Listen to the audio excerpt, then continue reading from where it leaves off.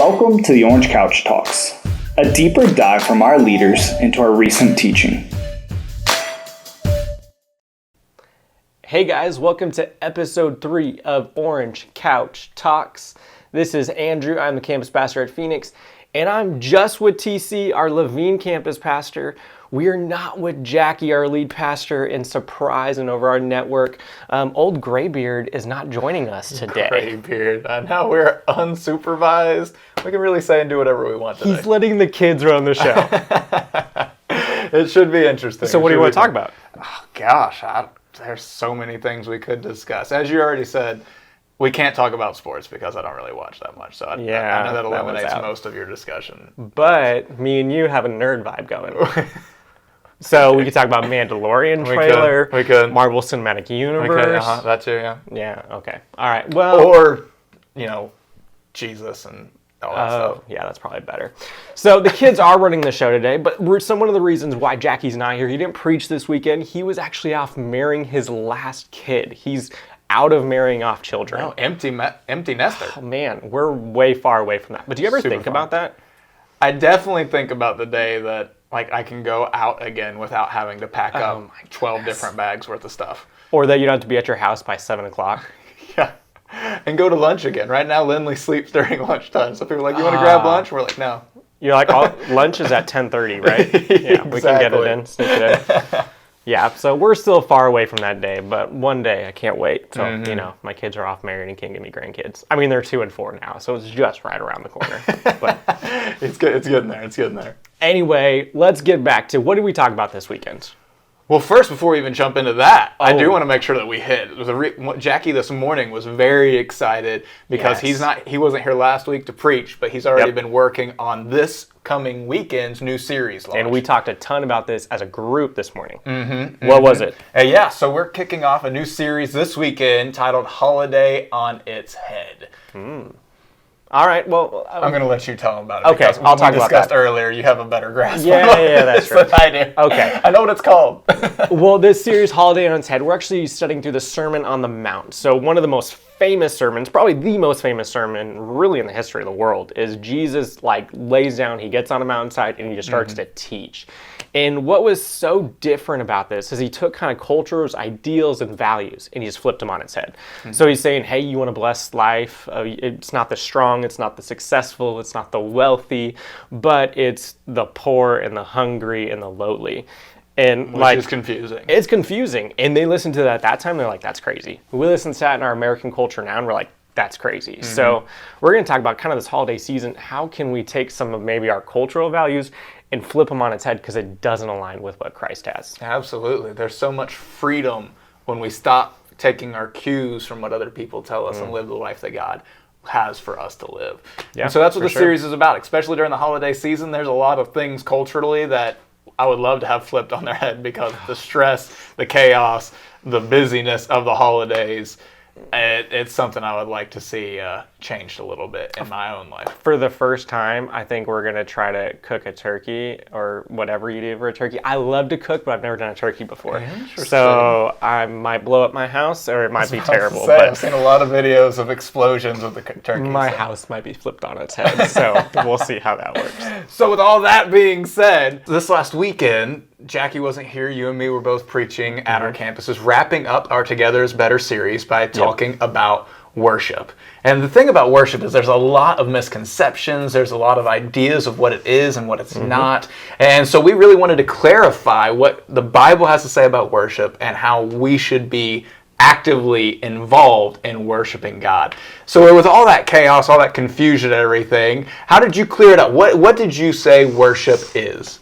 We kind of went back to a lot through this series. We've seen that we're created and we long for community. And we have this innate design, going back to the garden, of wanting to be in community and relationship with other people. And together we can do more. We're remarkable and we can do greater things together than we can alone. But we kind of okay, let's take one more step back and say, okay, we're created with that community mindset in mind or wired that way. But why were we even created in the first place? And we're created to glorify God. And the greatest way we glorify God is through worshiping Him.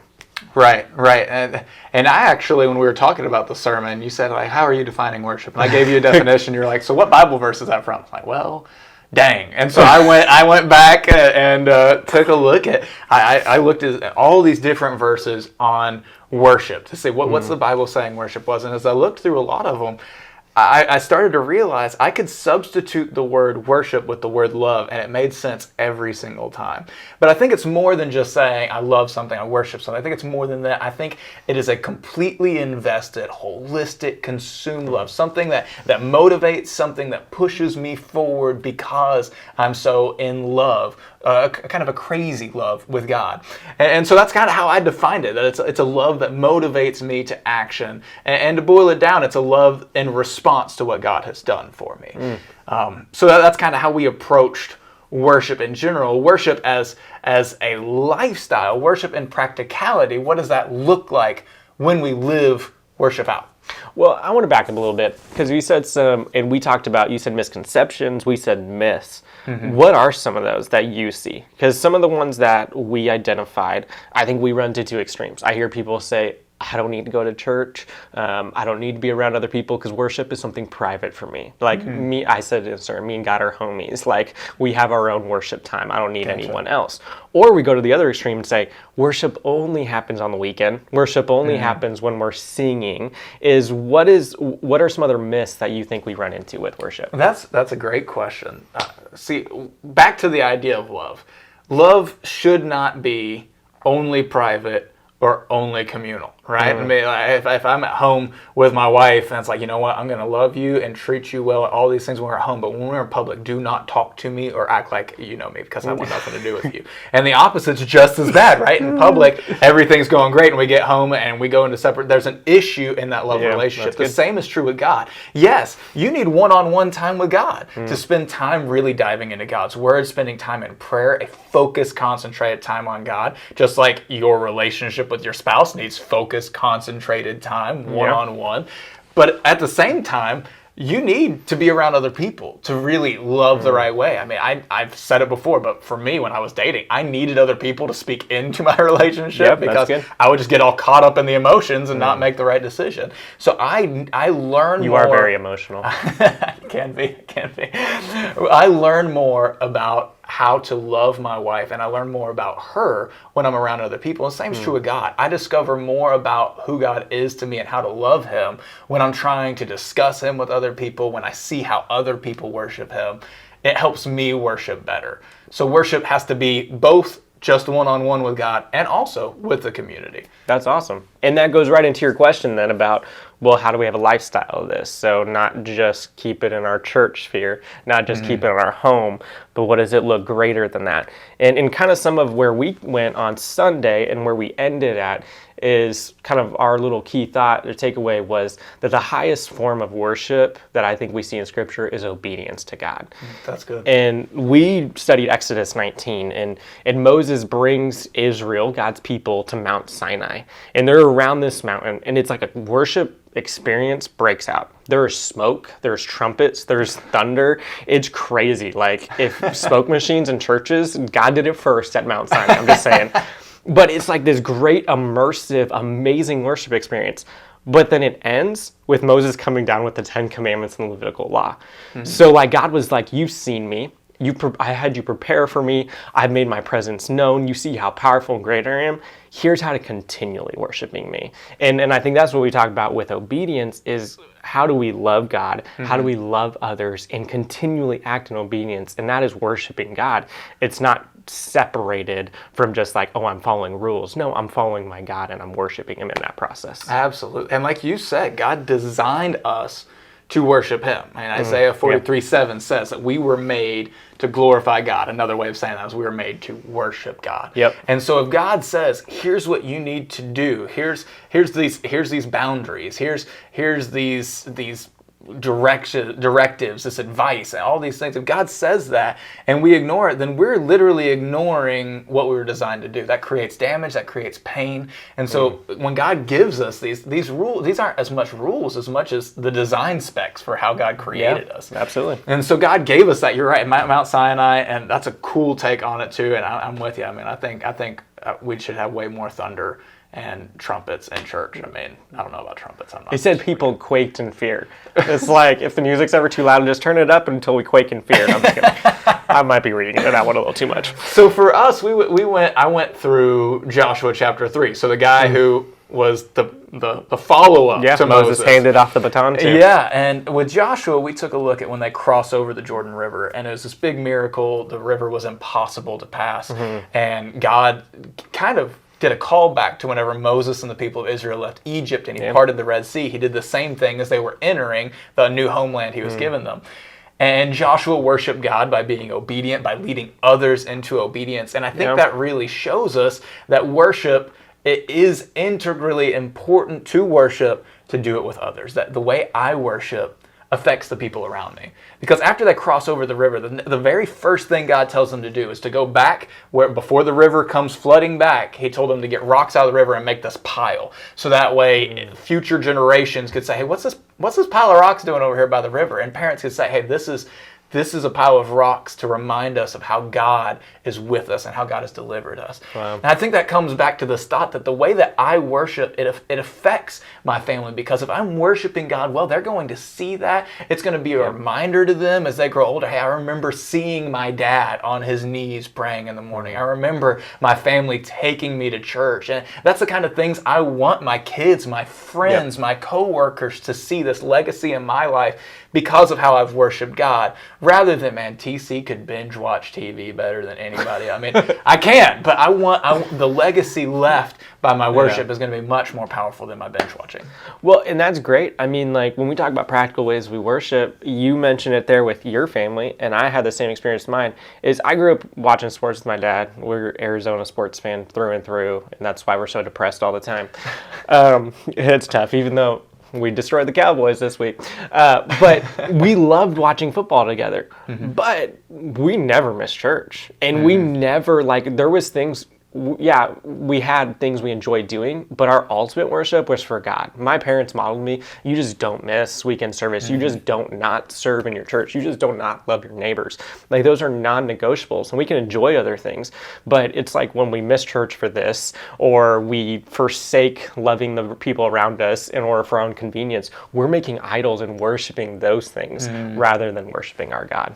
That's awesome. That's awesome that you grew up in a family with. I did too, and I know so many people that they grew up in a family that did not value worshiping. It did not raise them in a Christian home.